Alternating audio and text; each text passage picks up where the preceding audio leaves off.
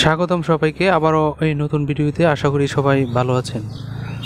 দর্শক বন্ধুরা, আজকে আমরা কিপ্যাড বাটন মোবাইলের যে ডিসপ্লে লাইট অনেক সময় কেটে যায় বা সেগুলো কেটে গেলে কীভাবে সলিউশনগুলো আমরা সঠিকভাবে ব্যবহার করব, ডিসপ্লে লাইট যে কেটে যাওয়ার ক্ষেত্রে কার্যকারী কাজ করবে এবং সঠিকভাবে সেই কাজগুলো করলে আমরা ডিসপ্লে লাইট যাতে আসে সে ধরনের কাজগুলো যাতে করতে পারি, আজকের এই ভিডিওতে তেমনই কিছু সলিউশন টিপস দেওয়ার চেষ্টা করব। আপনারা অবশ্যই এই ভিডিওর সঙ্গে থাকবেন।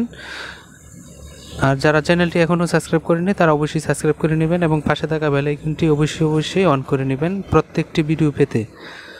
দর্শক বন্ধুরা, এখানে যে মোবাইলটি দেখতে পাচ্ছেন আমরা অলরেডি এখানে জাম্পারিং করে নিয়েছিলাম। তো তার আগে যে বিষয়টি, এখানে মোবাইলটি ওপেন হয়েছিল কিন্তু ডিসপ্লেতে কোনো লাইট আসছিল না।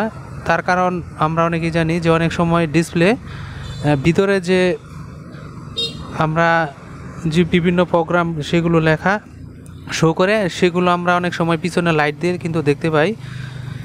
আর লাইট যে এলইডি যে এলসিডি লাইটটি থাকে সেটি কিন্তু মিস্টেক থাকে। তো সেই ধরনের মিস্টেক যে এলসিডিগুলো হয়ে থাকে, এখানে জাম্পারিং থাকে এবং এলসিডির জন্য আলাদাভাবে সেটি কিন্তু ডিসপ্লে থেকে কানেক্ট করা থাকে দুটি লাইন, যেটি নেগেটিভ পজিটিভ হয়ে থাকে। এবং এখানে কিছু রেজিস্ট্যান্স এবং কিছু ক্যাপাসিটার কন্ট্রোলিং কাজ করে, যেগুলো কিছুক্ষণ পর সেগুলো অটোমেটিকলি বন্ধ হয়ে যায়। যেগুলো আমরা কিপ্যাড ব্যাকলাইটগুলো কিছুক্ষণ যখন আমরা মোবাইলগুলো না চালাই তখন কিন্তু অটোমেটিকলি কিপ্যাড লাইট সহ ব্যাকলাইটটিও চলে যায়। তো বন্ধুরা, আমরা যখন মোবাইল ব্যবহার করি তখন সচরাচর যেগুলো আমরা ক্লিক করি তখন কিন্তু এই ধরনের লাইট আসে। আর কিছুক্ষণ পর একটি টাইম থাকে, নির্দিষ্ট টাইম অনুযায়ী সেটি কিপ্যাড লাইট সহ এবং ডিসপ্লে লাইট চলে যায়। তো সেটি কিন্তু অনেক সময় আমরা যখন জাম্পারিং করি সেটি কিন্তু শর্ট হয়ে থাকে, সেগুলো সঠিকভাবে আমরা জাম্পারিং করতে পারি না। তো এখানে আজকে এই ভিডিওতে আমরা দেখানোর চেষ্টা করব যে সঠিকভাবে আমরা এই ডিসপ্লে লাইট যখন কেটে যায় তখন সরাসরি কীভাবে লাগানো যায় এবং সেটি বোল্ট অনুযায়ী বা এখানে কতগুলো লাইন রয়েছে। এটি আমরা 18 পিনের ডিসপ্লে দেখতে পাচ্ছি। তো অনেক এই 18 পিনের ভিতরে কয়েকটি লাইন থাকে, সেটি অত্যাধিক বোল্ট থাকে, সেগুলো সরাসরি লাগালে অনেক সময় দেখতে পাচ্ছেন ডিসপ্লে লাইটটি কিন্তু চলে গেছে।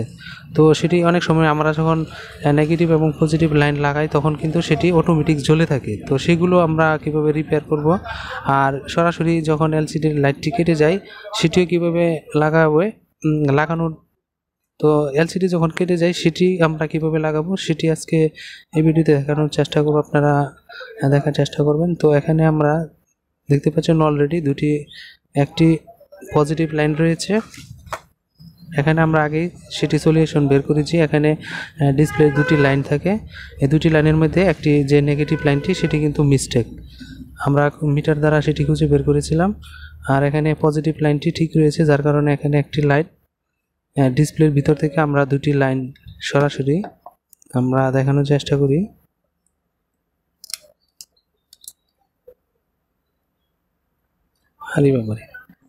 আপনারা খেয়াল করবেন এখানে একটি জাম্পারিং লাইন, আবার এই পাশে একটি জাম্পারিং লাইন। এখানে নেগেটিভ এবং পজিটিভ দুটি লাইন আমরা এই দুটি ওয়্যারের মাধ্যমে সরাসরি এই এলসিডি থেকে নিয়ে আসলাম। তারপর এখানে পজিটিভ যেহেতু ঠিক রয়েছে, এখানে পজিটিভ লাগিয়ে নিলাম, নেগেটিভ লাইনটি ঠিক নেই, যার কারণে আমরা এই 18 পিনের মধ্যে যেই লাইনটি সঠিক সেটি আমরা কিন্তু এখানে লাগিয়ে দিয়েছি। তারপর কিন্তু ব্যাকলাইটটি এলসিডি লাইটটি কাজ করেছে। তো ঠিক আপনারা এভাবে যদি কাজ করার চেষ্টা করেন, এখানে মিটার দ্বারা বোল্টগুলো এখানে এলসিডির যে লাইন দুটি থাকে, এখানে পজিটিভ এবং নেগেটিভ লাইন যদি থাকে সেক্ষেত্রে বোল্টগুলো আপনারা টেস্ট করবেন। না থাকলে এখানে যে 18 পিনের মধ্যে সেই লাইনগুলো থাকে, সেই লাইনগুলো আমরা খুঁজে বের করে যেখানে 4 ভোল্ট হবে 4 ভোল্টটি আমরা পজিটিভ ধরবো, আর গ্রাউন্ড যে নেগেটিভ হয়ে থাকে সেটি তো অনেকেই বুঝে থাকেন যে গ্রাউন্ড বা নেগেটিভ কাকে বলে।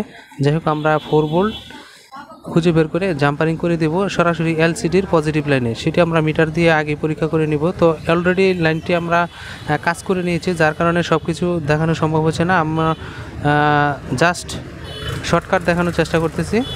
তো এখানে 18 পিনের মধ্যে আমরা নেগেটিভের যে লাইনটি পেয়েছি সঠিক, যেটি আমরা মোবাইলটি যখন আমরা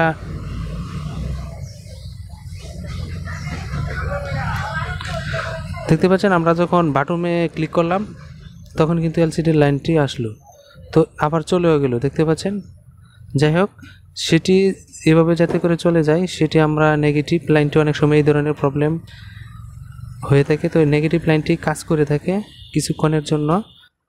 তো এই লাইনটি আমরা 18 পিনের মাধ্যমে, যেটি সিম্ফনি L56 ক্ষেত্রে, L550 ক্ষেত্রে আমরা এদিক থেকে গুনে সেটির কতটুকু মানে কয়টি লাইনের মাথায় সেই নেগেটিভ লাইনটি লাগালে এই ধরনের কাজ সঠিক করবে সেটিও আমরা এখান থেকে বুঝতে পারি। তো আমরা এখান থেকে হিসাব করি, 1 2 3 4 5 6 7 নাম্বার পিনে নেগেটিভ লাইনটি সঠিক, যেটি ডিসপ্লে লাইট সলিউশনের ক্ষেত্রে 7 নাম্বার পিনের মাথায় আমরা যদি নেগেটিভ লাইনটি এলসিডি নেগেটিভে প্রদর্শন করি, মানে লাগিয়ে নেই, তাহলে কিন্তু সঠিক এলসিডি লাইটটির ক্ষেত্রে কাজ করবে ভালো। আর পজিটিভ লাইনটিও যদি এরকম প্রবলেম হয়, আমরা মিটার দ্বারা সেটি কিন্তু পরীক্ষা করে নিয়ে তারপর এভাবে কাজ করতে পারি। তো এই ছিল আজকের ভিডিও। আপনারা অবশ্যই যদি এলসিডি এইভাবে কেটে যায়, সরাসরি আমরা ডিসপ্লেতে লেখা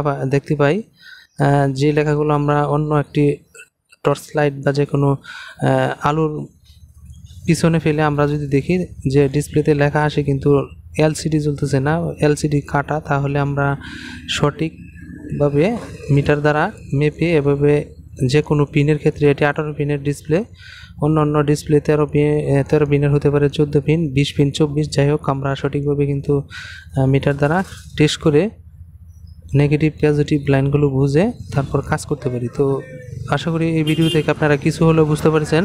তো এই ছিল আজকের ভিডিও। আপনাদের ভিডিওটি ভালো লাগলে অবশ্যই লাইক, শেয়ার, কমেন্ট করতে পারেন, আপনাদের মতামত জানাতে পারেন, সেগুলোর উত্তর অবশ্যই পাবেন। আর চ্যানেলটি যারা এখনও সাবস্ক্রাইব করেনি তারা অবশ্যই সাবস্ক্রাইব করে নেবেন।